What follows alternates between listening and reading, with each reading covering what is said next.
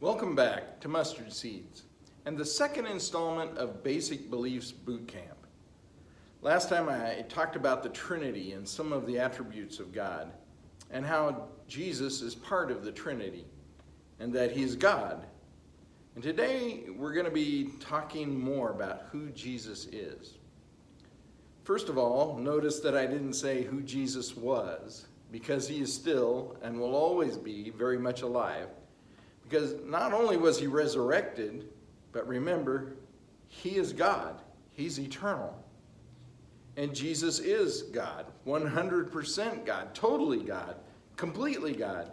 Not 50% God like a demigod from Legends, but Jesus was also human, 100% human, totally human, completely human. And that math just doesn't add up for us.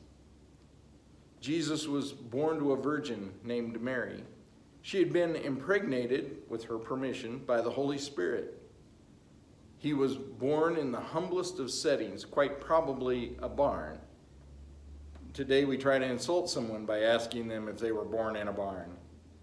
And the most unlikely people were invited to welcome him into the world. We call that day Christmas. And it probably wasn't on December 25th, but we don't know the exact date. At one time, a well-meaning man suggested a year numbering system that divided the time before he was born from the time after he was born.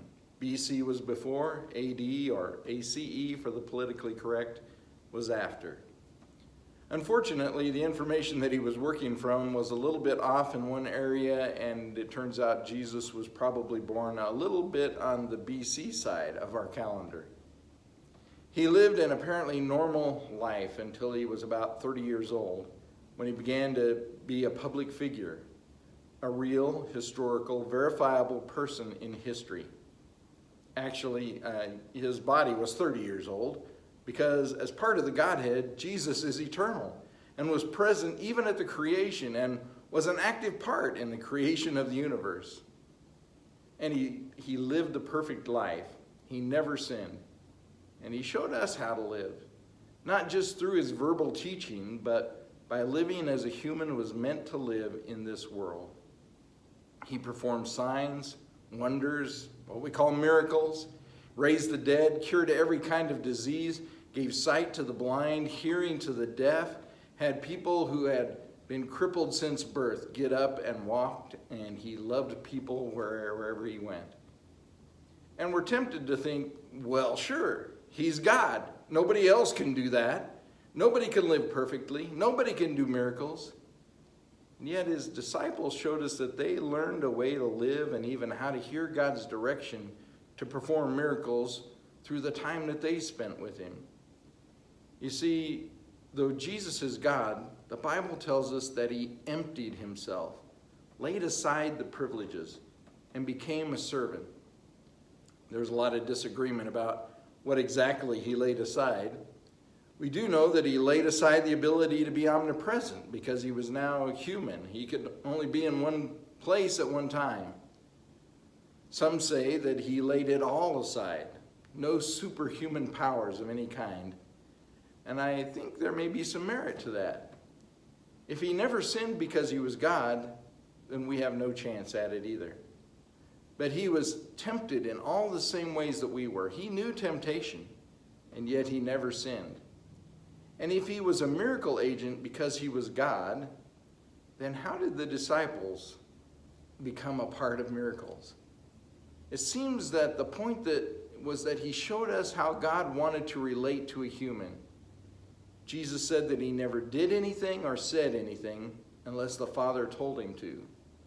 And that's still a big order for us human beings, but Jesus didn't just come to teach us. He came so that we could be empowered to do it. He gave us what we needed. Jesus is God. Jesus is human. He's our priest, our intermediary between God and man.